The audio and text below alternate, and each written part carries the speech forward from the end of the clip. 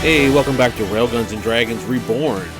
This podcast episode is going to start a new series here inside the podcast, and this is for those that are new to RIFTS and kind of want a Start Here primer. This will be episode 1 of the Start Here primer, so just sit back and relax, and we'll talk a little bit about how RIFTS started. If you've never played RIFTS before, or maybe you looked at those giant books and wondered where to ever begin, I got the answer right here that might surprise you, and it's a pretty easy one, actually. Don't start with RIFTS itself. Pick up Chaos Earth. Before you jump into it, just sit back and relax. Start with Chaos Earth.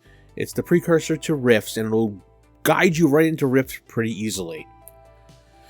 So, when most people hear the word RIFTS, they picture, a dragon fighting power armor, glitter boys firing these giant boom guns, and vampire, magic, psychics, demons, aliens, and things like that. And like about 500 different character classes that it spins your head. And it's awesome, actually. It's also very overwhelming, like I said. If you hand that setting to someone who's never played before, they're trying to understand a world that's been broken for 200 years already. Everybody in that world already accepts dragons. Magic is normal. Mega damage is normal. Interdimensional travel is normal. For a brand new player, that's a lot to wrap their head around. Chaos Earth fixes that problem. So instead of dropping you into the future, it drops you into the exact moment everything falls apart. You're not exploring a strange world. You're watching your own world become strange. And that's a big difference when it comes to role-playing in a game. Now, if you read the opening chapters of the book, it'll tell you this. That this isn't another post-apocalypse setting. This is the apocalypse itself. Humanity doesn't slowly decline over generations. Civilizations collapse in a matter of days. One night, people go to bed expecting, wake up, go to work, normal morning. The next day, the world wakes up to literal hell on Earth. The book calls it Armageddon, and that's exactly how it basically feels. That changes how you experience RIFTS. Instead of asking, why are these monsters everywhere, you already know why the monsters are there. You watch them come through the rift that tore into the sky. Instead of wondering why cities are ruins, you were standing there when they fell. So instead of reading history about the game, you're living through that history. And another reason why Chaos Earth works so well is because it gives you a familiar point of reference. Before the rifts open, there were highways, news and military places, and police, hospitals, governments trying to make sense of impossible events. And this is your world. Then the ley lines erupt, magic comes roaring back, creatures from other dimensions pour through the rifts, volcanoes appear where they weren't anywhere yesterday, entire cities just go poof. The oceans rise, the continents change. That contrast makes every strange thing feel bigger, because you know exactly what was there before. Now, if you ever watched a disaster movie where society slowly breaks down, imagine that while you're playing this game. Now replace the earthquake or asteroids with dragons and demons and gargoyles, alien intelligence, and supernatural storms. That's the sum of Chaos Earth. Now, one of my favorite parts of Chaos Earth is NEMA. If you've spent time around Rifts, you've probably heard people mention the Coalition States. They're one of the defining factions of the setting, but they don't exist yet. Instead, you have NEMA, the National Emergency Military Alliance.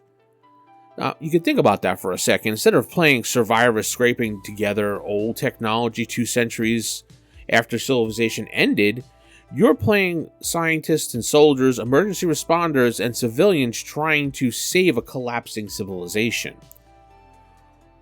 That changes the tone completely. You're not exploring ancient ruins, you're trying to stop them from becoming ruins at this point.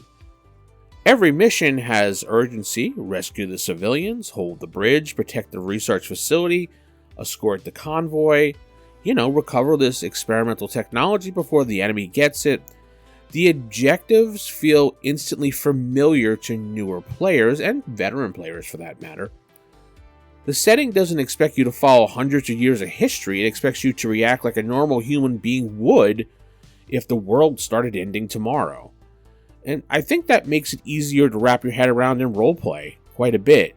Your character doesn't need to understand ley lines at all. They've never seen one before. They don't know what a dragon is. They've never heard of mega damage armor. They're learning alongside you. And honestly, that's one of the smartest design choices that Kevin Sambidia and Palladium ever made. Instead of reading pages of history before you can play, you create the history of the game.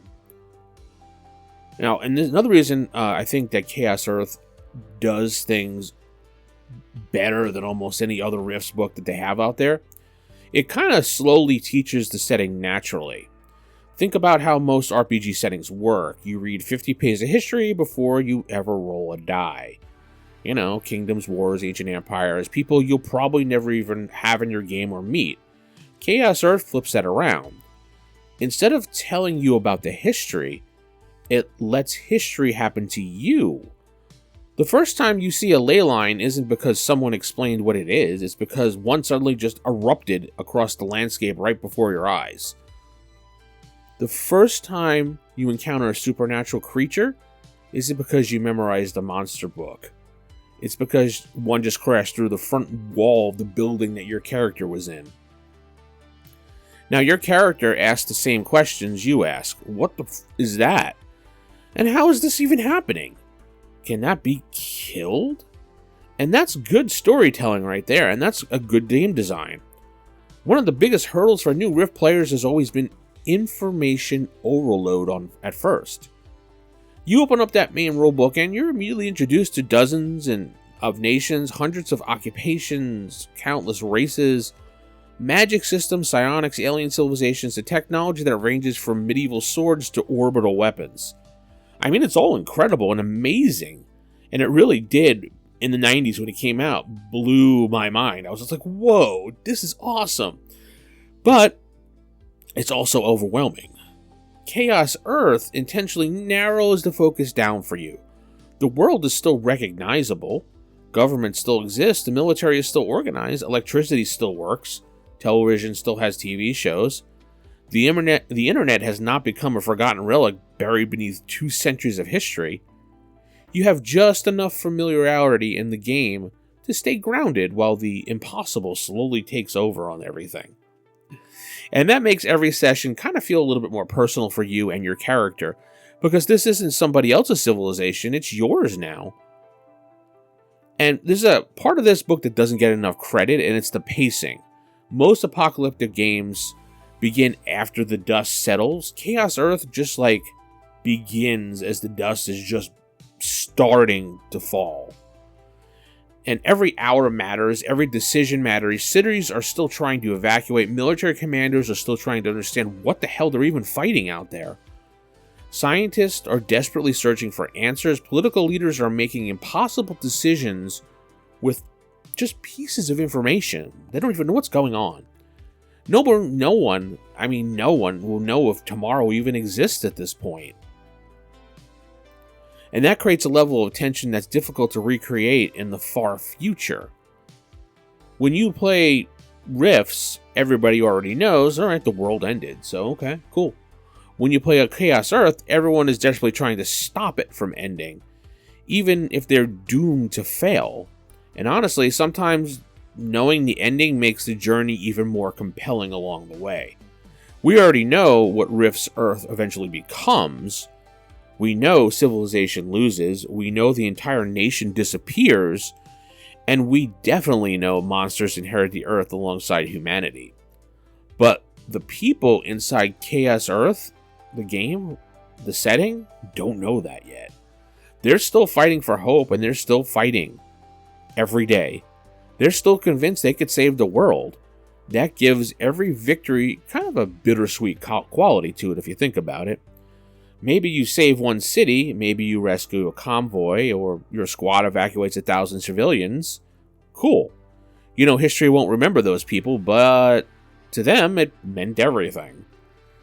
That's some really cool role-playing. It's also one of the reasons NEMA has become one of my favorite factions in Rifts. They're not trying to conquer the world, yet. They're trying to hold it together long enough for humanity to survive another day. And sometimes that's a much more interesting storytelling or story building than being the biggest army on the map. And that's another reason why I always recommend Chaos Earth first. It answers questions that almost every new Rift player has at some point. Where did all this technology come from? And if your first exposure is the main Rift setting, that's cool.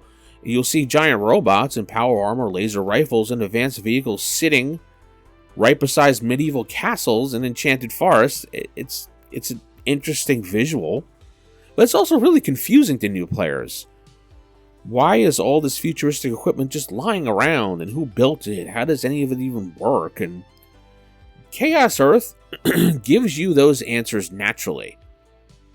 These aren't forgotten relics, they're brand new. Factories are still producing military hardware, and scientists are still testing prototypes. Engineers are still designing the next generation of combat vehicles, and you get to see the last greatest achievements of human technology before civilization collapses. It's pretty amazing. And that gives those machines a very different feeling. A suit of power armor isn't an ancient artifact. It's yesterday's cutting edge. A robot isn't a mystery from a lost civilization. Someone probably finished building it like a week ago at this point. That perspective makes the entire Rift's timeline, I think, richer. I really do. Because when you eventually move into the main setting, you'll recognize pieces of that older world. You'll know where they came from. You'll know why they're important. You'll understand why people fight so hard over pre-Rift's technology when you're in the game. Because you watched it become history. One thing I really appreciate is that Chaos Earth doesn't throw magic at you all at once. And that's kind of important in a sense. Imagine waking up tomorrow morning at your house or whatever, and the news reports strange electrical storms. People begin reporting unexplained phenomenons. Animals start behaving really strange. Then someone claims they saw a dragon, but nobody really believes them.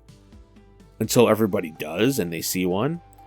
Magic doesn't arrive as an accepted part of life. It arrives as something terrifying. Something impossible, something that rewrites the rules people have trusted for centuries. And I think it's one of the biggest strengths of the setting. It lets you experience the return of magic through the eyes of just an ordinary person. And ordinary people don't react with excitement. Well, I mean, there might be a small percentage that will, but most of them will react with disbelief, fear, confusion, and then denial. That's probably how most of us would react. I mean, I know I would be like, what? Huh? Okay, cool, but what? So eventually, science begins running into problems it really can't explain, and military tactics just stop working. Weapons that should win battles suddenly just aren't enough. It just don't work, because they're outdated. And then someone discovers that magic does work. Now, think about how shocking that would be. For generations, magic was just mythology and religious stories, ancient folklore, fantasy novels. Then, in an instant, overnight, it becomes measurable reality. That single moment changes human history forever. And because you're playing through it, you understand why the world of Rifts eventually embraces magic instead of rejecting it. It wasn't really a choice, it became another law of nature. And that's something the main Rifts game often assumes you already know. Chaos Earth, on the other hand, lets you witness that moment humanity learns that lesson the hard way. And that, to me, is what makes it perfect for a starting point. You're discovering the setting as people living in it are discovering it.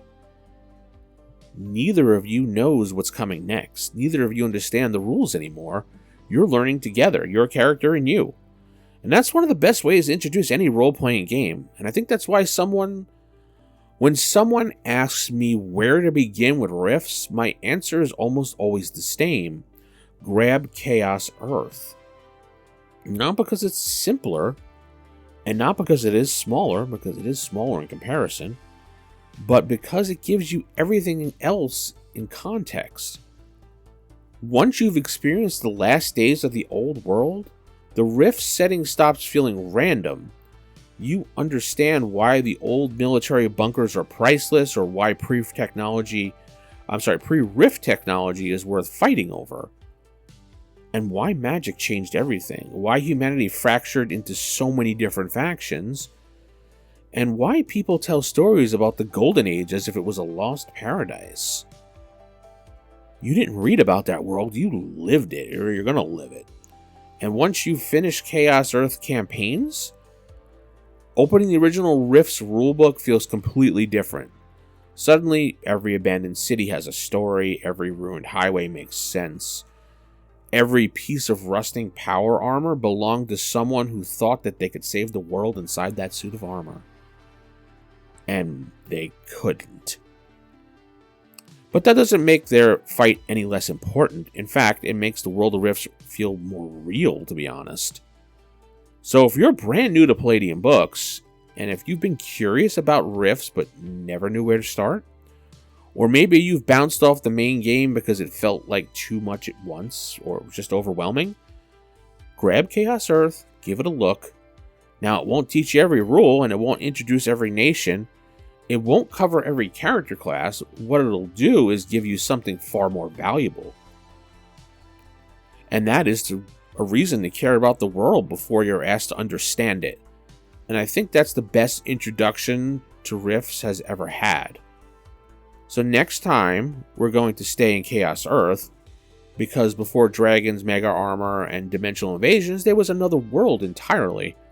A world that looked a lot like ours. We'll talk about what the world was like, why it became known as the Golden Age of humanity, and why losing it made Rift setting what it is today. So until next time, this is Vince, and you've been listening to Railguns and Dragons Reborn. Good night, God bless, talk to you later, folks.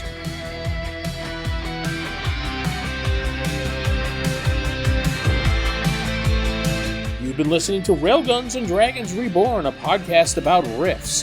Head over to railgunsanddragons.com for more information.